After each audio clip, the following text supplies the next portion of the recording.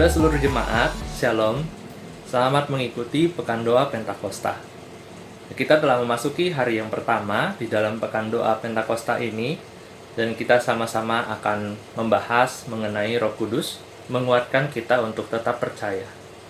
Mungkin memang sulit untuk kita tetap percaya di dalam situasi krisis dan pandemi seperti ini. Namun, marilah kita mengambil waktu merenungkan segala pimpinannya di dalam setiap kesulitan hidup kita, dan bagaimana Tuhan melalui bimbingannya di dalam Roh Kudus menolong kita hari demi hari. Untuk firman hari ini akan dibawakan oleh Penatua Christian Albert Budiman. Sebelum kita masuk ke firman, saya ingin mengajak saudara-saudari sekalian untuk mari kita sama-sama nyanyikan dari Kidung Jemaat 445 ayat 1 dan 3, Harap akan Tuhan.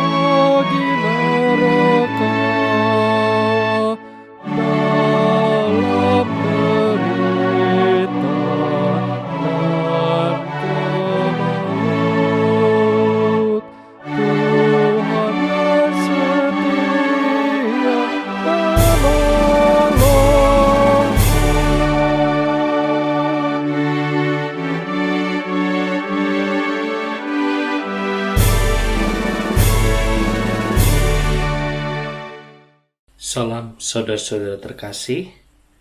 Terima kasih karena telah bergabung dengan saya Penatua Christian di dalam rangkaian Pekan Doa Pentakosta di GKI Wahid Hasim.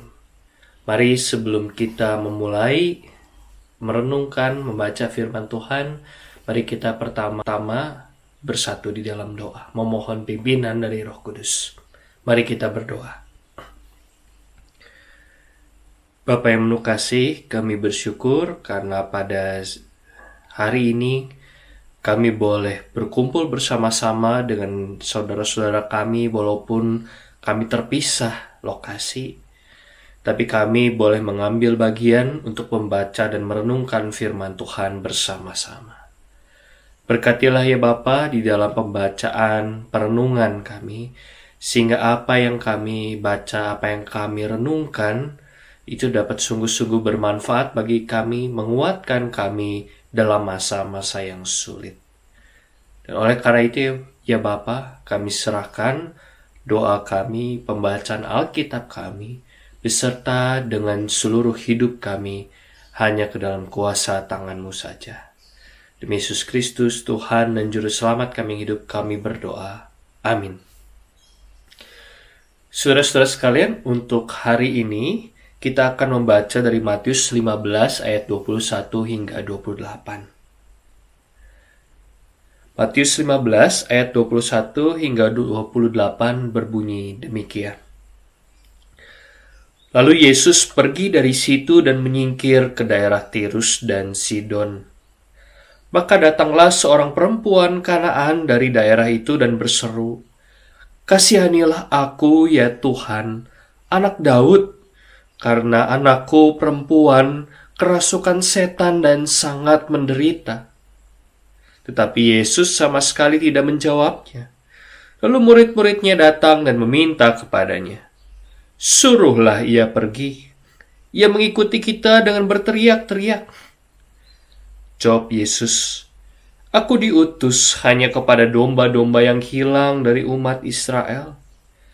Tetapi perempuan itu mendekat dan menyembah Dia sambil berkata, "Tuhan, tolonglah aku."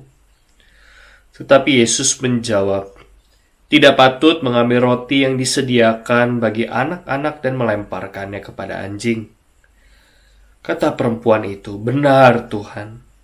Namun anjing itu makan remah-remah yang jatuh dari meja tuannya.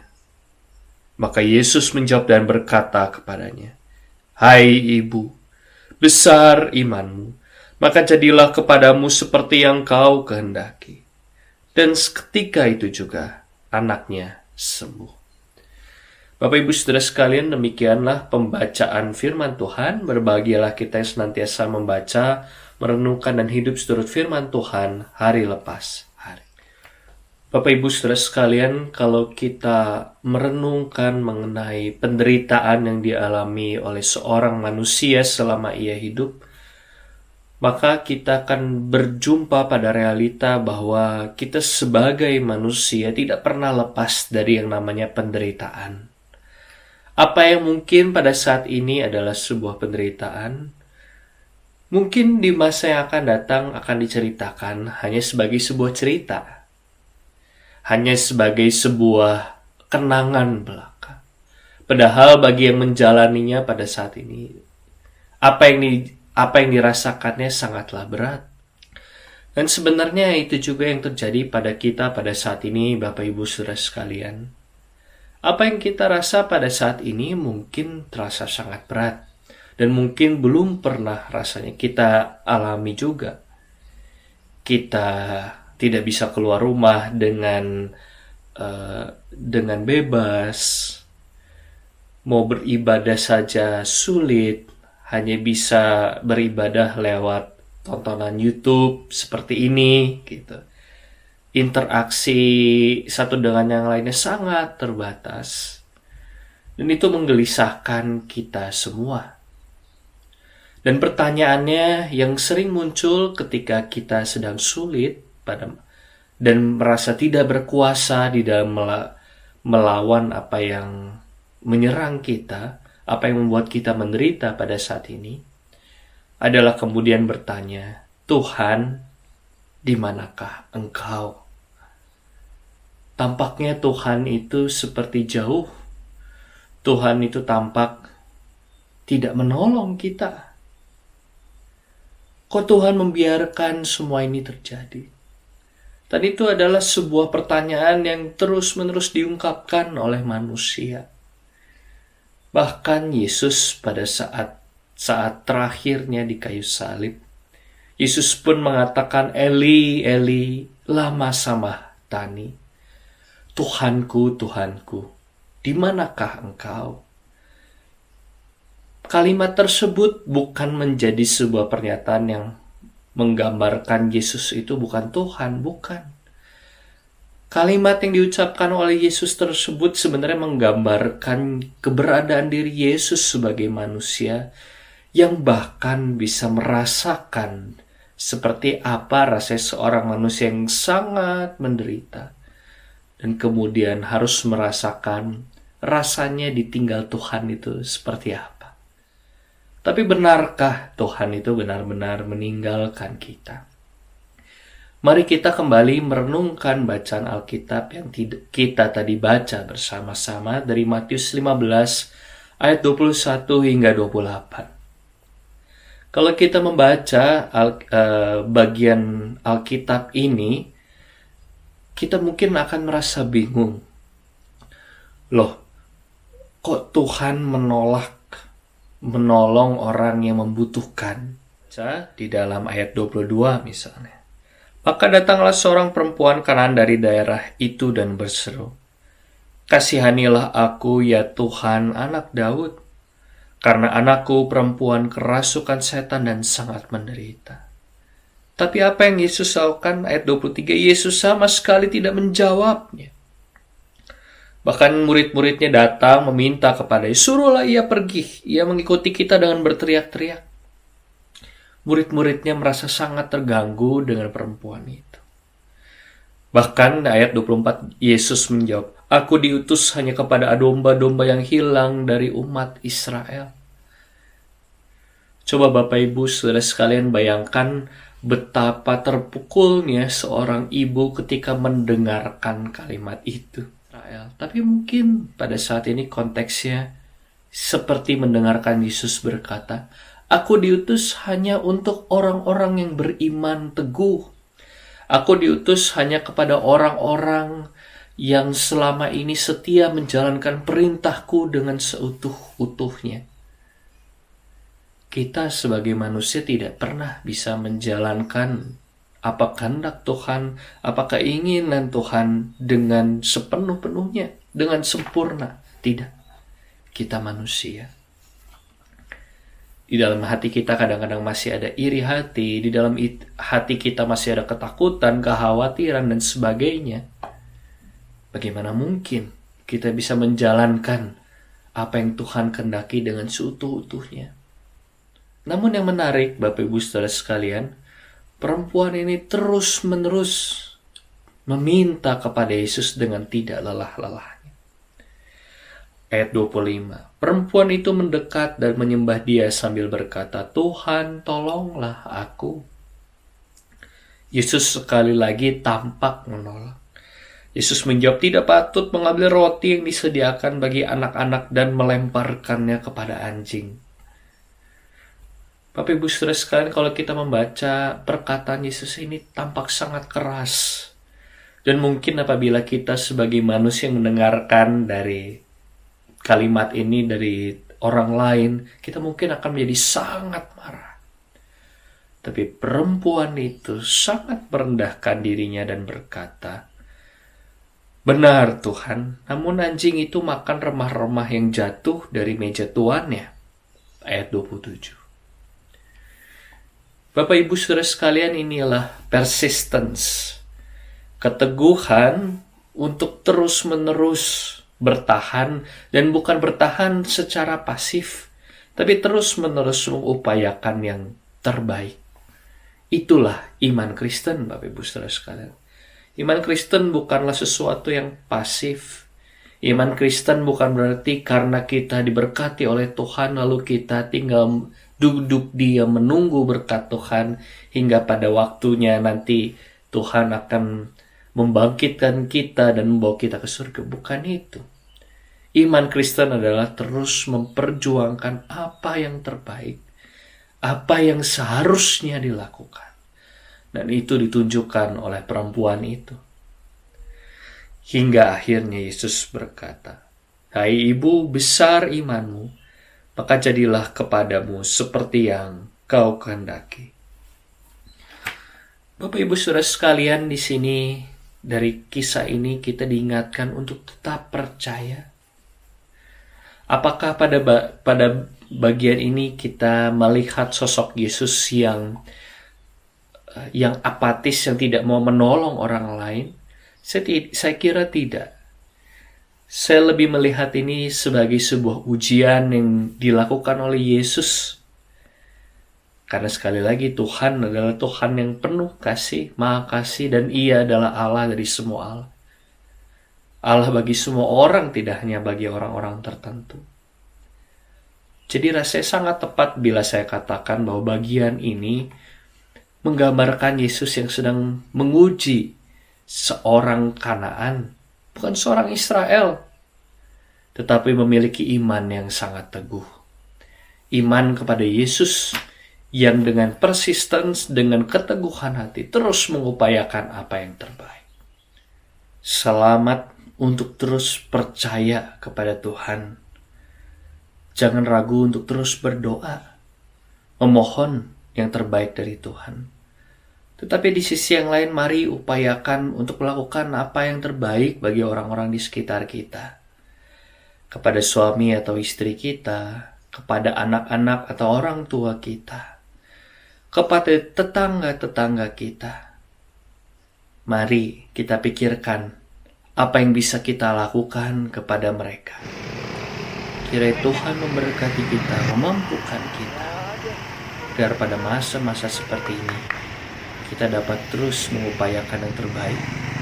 Dan kiranya Tuhan memberkati kita di dalam setiap perbuatan yang kita lakukan, sehingga kiranya itu dapat menjadi berkat bagi orang-orang di sekitar kita. Kiranya Tuhan memampukan kita. Amin. Mari kita bersatu teduh.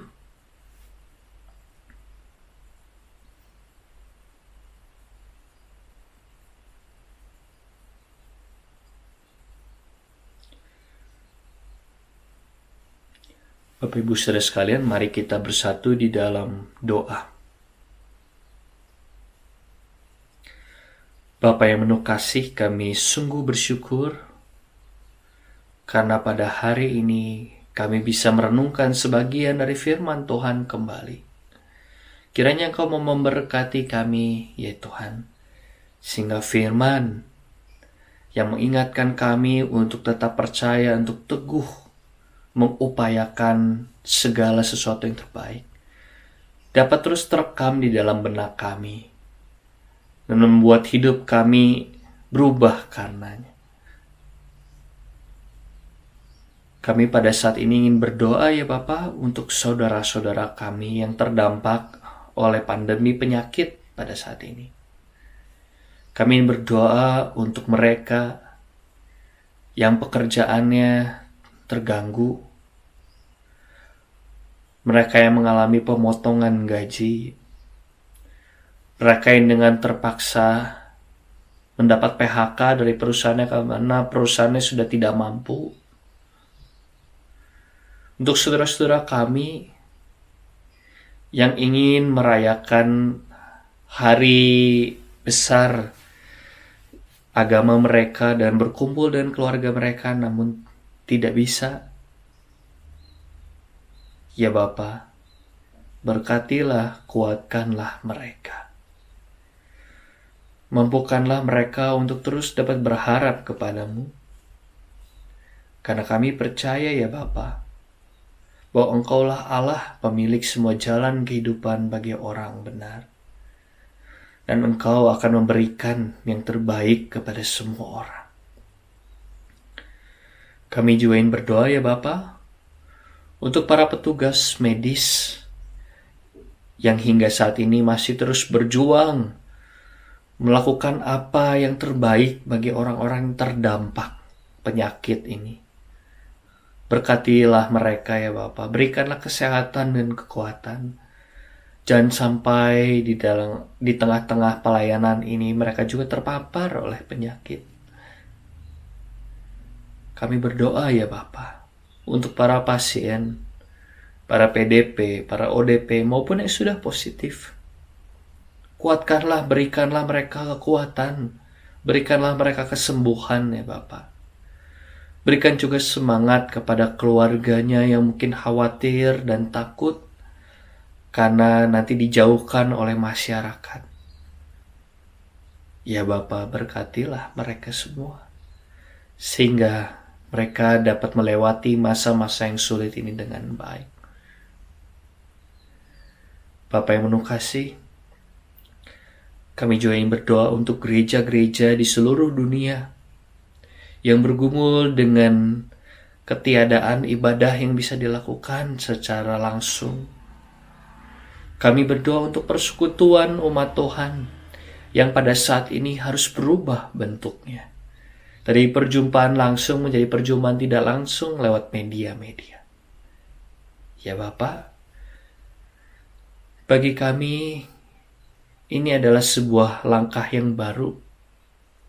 Bantulah kami untuk menghayati persekutuan yang terjadi sebagai persekutuan yang sungguh-sungguh juga. Karena kami percaya ya Bapa, walaupun pada saat ini kami merenungkan firman Tuhan bersama-sama lewat layar monitor, tetapi yang sesungguhnya adalah kami bersama-sama bersatu di dalam tubuh Kristus yang satu, mendengarkan firman yang ingin Kau berikan kepada kami, berdoa bersama-sama.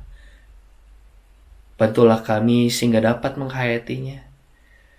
Dan pada saat kondisi kami pulih kembali, ketika kami bisa melaksanakan segala sesuatunya dengan seperti sedia kala, kami diberikan lagi semangat yang baru.